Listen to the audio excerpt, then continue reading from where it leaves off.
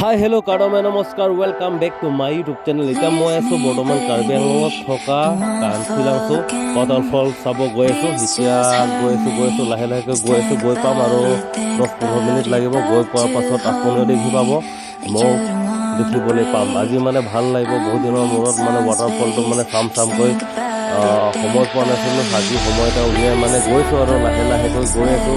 ৰাস্তাও বৰ ধুনীয়া হৈ গৈছে, মানে একদম ৰাস্তা একদম পুৰা ক্লিন, একদম ডাইৰেক্ট জেগালৈকে মানে বোকা দেখিবলৈ নাপায় আৰু এই বোকাটো দেখিবলৈ নোপোৱাৰ পাছতে একদম গাড়ী লৈ ডাইৰেক্ট এতিয়া মই গৈ আছোঁ ডাইৰেক্ট লৈ যাম।